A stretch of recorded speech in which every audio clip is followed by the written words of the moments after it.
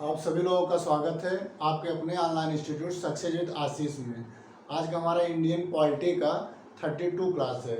आज हम आप लोग 32 क्लास में पढ़ाने जा रहे हैं भारत के जो जो प्रमुख संविधान में दिए हुए अनुच्छेद हैं, हम उन्हीं को डिस्कस करने आज जा रहे हैं। तो भारतीय संविधान के प्रमुख अनुच्छेद से रिलेटेड हमारा आज का पार्ट 4 है। तो पार्ट 4 में हम उन्हीं अनुच्छेद को यहाँ पे डिस्कस करेंगे जो एग्जाम के दृष्टिकोण से इम्पॉर्टेंट है।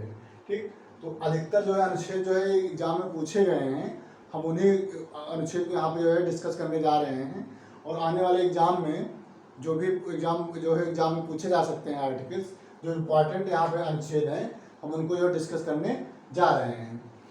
इसके पहले हम भारतीय संविधान के प्रमुख अनुच्छेद से संबंधित पार्ट 3 तक, यानी पार्ट 1, पार्ट 2, पार्ट 3 तक वीडियो क्लास बना करके अपने यूट्यूब चैनल पे अपलोड कर दिए हैं। आप लोगों से रिक्वेस्ट है कि प्लीज़ आप लोग हमारे यूट्यूब चैनल को सब्सक्राइब कर लीजिएगा और प्लेलिस्ट में जाके सभी वीडियो को आप लोग देखिए। वीडियो देखने के बाद आप वीडियो को लाइक करिए, कमेंट करिए और वीडियो के लिंक को आप शेयर करिए प्लीज़। तो आज की क्लास हम प्रारंभ करने जा रहे हैं। हमारा जो अनुच्छेद 124 में दिया गया है कि उच्चतम न्यायालय की स्थापना और गठन। तो उच्चतम न्यायालय हम ऑलरेडी जो है इसको जो है हम पढ़ा दिए हैं क्लास में, और इसका वीडियो क्लास यूट्यूब चैनल पे अपलोड कर दिए हैं। तो आप लोगों को उच्चतम न्यायालय से संबंधित जानकारी अगर प्राप्त करना है तो आप लोग हमारे वीडियो को प्लेलिस्ट में जा करके देख लीजिए। ओके, तो अनुच्छेद 124 जो है, अनुच्छेद 124 में कहा गया है, भारतीय संविधान के अनुच्छेद 124 में कहा गया है कि उच्चतम न्यायालय की स्थापना और गठन, यानी उच्चतम न्यायालय की स्थापना और गठन से रिलेटेड आर्टिकल्स अनुच्छेद 124 है। अनुच्छेद 124 में कहा गया है कि उच्चतम न्यायालय की स्थापना और गठन कैसे किया जाएगा, क्या प्रावधान है उच्चतम न्यायालय की स्थापना का, तो ये सब संबंधित जानकारियाँ अनुच्छेद 124 में दिया गया है। ओके, नेक्स्ट अनुच्छेद 127 में कहा गया है कि तदर्व न्यायमूर्तियों की नियुक्ति, जो तदर्व न्यायमूर्ति होते हैं यानी तदर्व न्यायाधीश होते हैं, उनकी नियुक्ति उच्चतम न्यायालय में किया जाता है। और इससे संबंधित नियुक्तियों के बारे में जानकारियां अनुच्छेद 127 में दिया गया है। यह क्वेश्चन पीसीएस और यूपी आरओ में यह क्वेश्चन पूछा गया है। ओके, तो यह इम्पॉर्टेंट है कि तदर्व न्यायमूर्तियों की नियुक्ति जो सर्वोच्च न्यायालय में किया जाता है वह किस अनुच्छेद में दिया गया है, संविधान के किस अनुच्छेद में दिया गया है। ये क्वेश्चन बहुत बार रिपीट हुआ है और आगे आने वाले एग्जाम के लिए भी इम्पॉर्टेंट है। तो इसको आप लोग अपनी कॉपी में नोट कर लीजिए कि अनुच्छेद 127 तदर्व न्यायमूर्तियों की नियुक्ति के बारे में प्रावधान किया गया है। ओके, नेक्स्ट है अनुच्छेद 131। अनुच्छेद 131 में कहा गया है कि उच्चतम न्यायालय की आरंभिक अधिकारिता, यानी जो प्रारंभिक जो है उच्चतम न्यायालय की जो अधिकारिता है, यानी उच्चतम न्यायालय के अंतर्गत वह कौन से क्षेत्र प्रारंभिक क्षेत्र के अंतर्गत आते हैं, इससे संबंधित जानकारियां अनुच्छेद 131 में दिया गया है। ओके, तो उच्चतम न्यायालय की आरंभिक अधिकारिता से संबंधित जानकारियां अनुच्छेद 131 में दिया गया है। नेक्स्ट अनुच्छेद 136 में कहा गया है, संविधान के अनुच्छेद 136 में कहा गया है कि अपील के लिए उच्चतम न्यायालय की विशेष इजाज़त, यानी ऐसे कुछ मामले होते हैं जिसका जो है इजाज़त उच्चतम न्यायालय के आदेश के अनुसार ही उच्चतम न्यायालय में वह केस जा सकता है। तो इससे संबंधित प्रावधान अनुच्छेद 136 में किया गया है। ओके, तो अनुच्छेद 136 में क्या कहा गया है, अनुच्छेद 136 में कहा गया है कि अपील के लिए उच्चतम न्यायालय की विशेष इजाज़त, यानी वही जो है मुकदमे उच्चतम न्यायालय में जा सकते हैं जो उच्चतम न्यायालय उसकी जो इजाज़त दे। ऐसे मामले जिसका इजाज़त उच्चतम न्यायालय दे तो उसको जो इसके प्रावधान अनुच्छेद 136 में दिए गए हैं। ओके, नेक्स्ट अनुच्छेद 137 में कहा गया है, अनुच्छेद 137 में कहा गया है कि निर्णयों या आदेशों का उच्चतम न्यायालय द्वारा पुनर्विलोकन, यानी जो उच्चतम न्यायालय यानी सुप्रीम कोर्ट के द्वारा जो किसी भी मुकदमे में या किसी भी जो है मुकदमे में अपना निर्णय दे देता है, तो उस निर्णय को वह पुनर्विलोकन भी करने की क्षमता रखता है। यानी अपने द्वारा दिए गए निर्णय, जो अपने द्वारा दिए गए निर्णय होते हैं सुप्रीम कोर्ट के, उस निर्णय का पुनर्विलोकन कर सकता है। ऐसा प्रावधान अनुच्छेद 137 में कहा गया है। अनुच्छेद 137 में क्या कहा गया है कि जो भी सुप्रीम कोर्ट के द्वारा, उच्चतम न्यायालय के द्वारा जो आदेश और निर्णय दिए जाते हैं, उनका भी पुनर्विलोकन सर्वोच्च न्यायालय यानी सुप्रीम कोर्ट के द्वारा किया जा सकता है। ओके, अनुच्छेद 137 में प्रावधान दिया गया है। नेक्स्ट, अनुच्छेद 143 में कहा गया, अनुच्छेद 143 में कहा गया है कि उच्चतम न्यायालय से परामर्श करने की राष्ट्रपति की शक्ति। ये भी इम्पोर्टेंट है, ये भी क्वेश्चन पीसीएस और अन्य एग्जामों में भी पूछा गया है कि जो है उच्चतम न्यायालय से परामर्श लेने की राष्ट्रपति की शक्ति किस अनुच्छेद से संबंधित है। तो आप लोग आंसर देंगे कि अनुच्छेद 143 में यह प्रावधान है कि राष्ट्रपति सर्वोच्च न्यायालय सुप्रीम कोर्ट से जो है सलाह ले सकता है, परामर्श ले सकता है। ओके, किस कंडीशन में परामर्श लेगा? राष्ट्रपति, जब राष्ट्रपति को ऐसा लगे कि देश में कोई भी ऐसा समस्या हो जो विधि से संबंधित हो, तो ऐसे कंडीशन में वह सर्वोच्च न्यायालय के मुख्य न्यायाधीश से परामर्श ले सकता है। ओके, नेक्स्ट, अनुच्छेद 148 में कहा गया है कि भारत का महालेखा परीक्षक, यानी भारत में जो महालेखा परीक्षक की नियुक्ति की जाती है, इससे संबंधित प्रावधान अनुच्छेद 148 में दिया गया है। अनुच्छेद 148 में क्या दिया गया है? भारत का महालेखा परीक्षक के बारे में जानकारियां दी गई हैं। ओके, नेक्स्ट, अनुच्छेद 153 में कहा गया है कि राज्यों की जो राज्यपाल की नियुक्ति राष्ट्रपति के द्वारा किया जाता है, तो राज्यों के राज्यपाल से संबंधित जानकारी अनुच्छेद 153 में दिया गया है। क्वेश्चन पूछा जा सकता है कि राज्यपाल, जो राज्यों में राज्यपाल होते हैं, इनसे संबंधित प्रावधान किस अनुच्छेद में किया गया है। तो आप लोग आंसर देंगे कि अनुच्छेद 153 में किया गया है। ओके, अनुच्छेद 153 में राज्यों का राज्यपाल से संबंधित प्रावधान किए गए हैं। ओके, नेक्स्ट, अनुच्छेद 161 में क्या कहा गया है? अनुच्छेद 161 में कहा गया है कि क्षमा आदि की शक्ति, यानी राज्यपाल के द्वारा जो क्षमा होता है, यानी जो दंड मतलब किसी को दंड दिया गया है, उसे क्षमा करने के जो पावर होता है राज्यपाल में, उससे संबंधित प्रावधान अनुच्छेद 161 में किया गया है। यानी राज्यपाल अनुच्छेद 161 के अकॉर्डिंग वह किसी भी दंड को माफ कर सकता है सिवाय मृत्यु दंड को। यानी मृत्यु दंड का माफी, मृत्यु दंड को क्षमा, मृत्यु दंड के जो मृत्यु दंड दिया जाता है, इसको जो है क्षमा करने की शक्ति राज्यपाल की नहीं है, जबकि राष्ट्रपति जो है मृत्यु दंड की क्षमा कर सकता है। मृत्यु दंड को क्षमा करने का पावर जो होता है यह राष्ट्रपति में होता है। राज्यपाल में मृत्यु दंड को क्षमा करने की पावर राज्यपाल में नहीं होता है। तो मृत्यु दंड के छोड़ करके बाकी सभी दंड को जो है क्षमा करने का अधिकार राज्यपाल के पास होता है, पावर होता है। लेकिन किसी भी व्यक्ति को जो मृत्यु दंड दे दिया गया हो, उसको क्षमा करने का पावर केवल राष्ट्रपति को होता है, जबकि राज्यपाल को नहीं होता है। ओके, तो अनुच्छेद 161 में कहा गया है कि राज्यपाल के द्वारा जो भी क्षमा आदि की शक्तियां हैं वह अनुच्छेद 161 में दिया गया है। ओके, नेक्स्ट, अनुच्छेद 163 में क्या कहा गया है? अनुच्छेद 163 में कहा गया है कि राज्यपाल को सहायता और सलाह देने के लिए मंत्रिपरिषद, यानी मंत्रिपरिषद, जो राज्य में मंत्रिपरिषद का गठन किया जाता है, वह अनुच्छेद 163 में दिया गया है। अनुच्छेद 163 के अकॉर्डिंग किसी भी राज्य में मंत्रिपरिषद का गठन किया जाता है। ठीक, तो मंत्रिपरिषद का वर्ग क्या होता है? या राज्यपाल को किसी भी समस्या पर सलाह देता है। तो राज्यपाल कोई भी कार्य करता है तो कुछ कार्य को छोड़ करके जो स्वविवेकाधिकार से करता है, लेकिन अधिकतर कार्य या मंत्रिपरिषद के सलाह पर ही करता है राज्यपाल।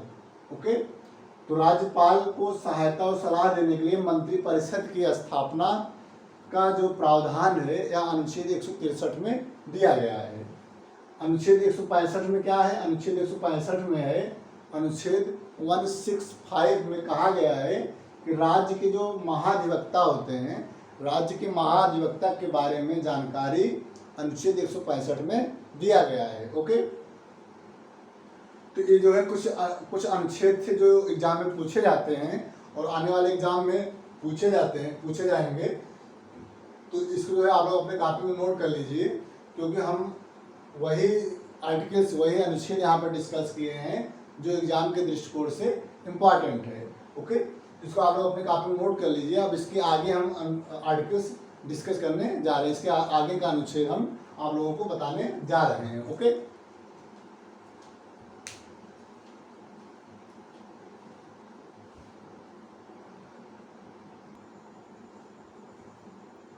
नेक्स्ट अनुच्छेद 167, अगला अनुच्छेद है 167।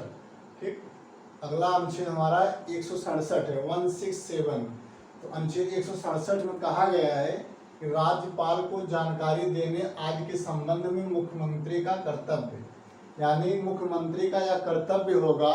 अनुच्छेद 167 के अकॉर्डिंग मुख्यमंत्री, राज्य में मुख्यमंत्री का यह कर्तव्य होगा, वह जो भी मंत्रिपरिषद में जो निर्णय लिए जाएं उससे संबंधित जानकारियां राज्यपाल को समय समय पर राज्यपाल को प्रदान करें, या राज्यपाल के द्वारा किसी भी समस्या से लेकर के जानकारियां मांगी जाए, या किसी भी विधेयक से संबंधित जानकारियां राज्यपाल के द्वारा मुख्यमंत्री से मांगा जाए, तो मुख्यमंत्री का यह कर्तव्य होगा कि राज्यपाल के द्वारा मांगी गई जानकारियों को समय के मतलब उस समय जो है प्रदान करें, समय समय से जानकारियां राज्यपाल को प्रदान करें, ऐसा प्रावधान अनुच्छेद 167 में कहा गया है। ओके, तो अनुच्छेद 167 में कहा गया है कि राज्यपाल को जानकारी देने आदि के संबंध में मुख्यमंत्री का कर्तव्य, यानी मुख्यमंत्री का कर्तव्य है कि राज्यपाल को समय समय से जानकारियां प्रदान करें। ओके, अनुच्छेद 213 में कहा गया है, अनुच्छेद 213 में कहा गया है कि विधानमंडल के सत्र में न रहने पर राज्यपाल के द्वारा अध्यादेश जारी करना। तो राज्य में राज्यपाल अध्यादेश जारी जो करता है उससे संबंधित जानकारियां अनुच्छेद 213 में दिया गया है। अब यहाँ जो है किस कंडीशन में राज्यपाल अध्यादेश जारी करेगा, तो यहाँ पे आप लोग थोड़ा सा समझ लीजिएगा कि राज्यपाल अध्यादेश तभी जारी करता है। अध्यादेश क्या होता है, अध्यादेश एक जो है विधेयक होता है। ठीक, तो जो विधेयक जो है राष्ट्रपति जब उस विधेयक पर अनुमति दे देता है तो वह जो है एक कानून के रूप में कानून बन करके वह राज्य में लागू हो जाता है। लेकिन कुछ समय के बाद, एक मंथ के बाद, इस अध्यादेश को जो है विधानमंडल के द्वारा पास होना चाहिए। यदि विधानमंडल के द्वारा पास हो गया है यह अध्यादेश तो यह एक कानून का रूप धारण कर लेता है। ओके, कानून बन जाता है। यदि विधानमंडल के द्वारा अध्यादेश को खारिज कर दिया गया तो ये जो समाप्त हो जाता है। तो विधानमंडल के द्वारा जो विधेयक पेश किया जाता है और वह कानून का रूप धारण करता है, जिस प्रकार से विधानमंडल का कानून राज्य में कार्य करता है, उसी प्रकार राज्यपाल के द्वारा अध्यादेश भी एक कानून होता है और यह अध्यादेश का वही पावर होता है जो विधानमंडल के द्वारा निर्मित कानून का होता है। ओके, तो अब यहाँ बात यह है कि राज्यपाल किन कंडीशन में अध्यादेश जारी करता है। तो यहाँ पे जो है राज्यपाल को जब यह आभास हो जाए कि राज्य में मतलब कोई ऐसी समस्या उत्पन्न हो गई है जिसका समाधान करने के लिए अध्यादेश लाना जरूरी है, तो ऐसे कंडीशन में राज्यपाल को जब यह विदित हो जाए कि विधानमंडल सत्र में नहीं है, यानी विधानमंडल में जो विधानसभा और विधान परिषद होता है वह जो है सत्र में नहीं हो, तो ऐसे कंडीशन में राज्यपाल अपने जो विवेकानुसार अध्यादेश जारी कर सकता है। जबकि यह अध्यादेश जो मंत्रिपरिषद की ही सलाह पर जारी किया जाता है, लेकिन जारी राज्यपाल करता है। ठीक, तो हमें यहाँ समझना है कि अनुच्छेद 213 में राज्यपाल को अध्यादेश जारी करने की जो शक्ति है वह अनुच्छेद 213 में दिया गया है। ओके, तो विधानमंडल के सत्र में न रहने पर राज्यपाल के द्वारा अध्यादेश जारी करना यह अनुच्छेद 213 में दिया गया है। ओके, नेक्स्ट है अनुच्छेद 214। 214 अनुच्छेद 214 में कहा गया राज्यों के लिए उच्च न्यायालय, जो राज्य में उच्च न्यायालय की स्थापना किया जाता है, इससे संबंधित अनुच्छेद 214 है। यानी अनुच्छेद 214 में कहा गया है कि राज्यों में उच्च न्यायालय, यानी राज्य में उच्च न्यायालय की व्यवस्था से संबंधित अनुच्छेद 214 है। अनुच्छेद 214 में कहा गया है कि राज्यों के लिए उच्च न्यायालय से संबंधित प्रावधान।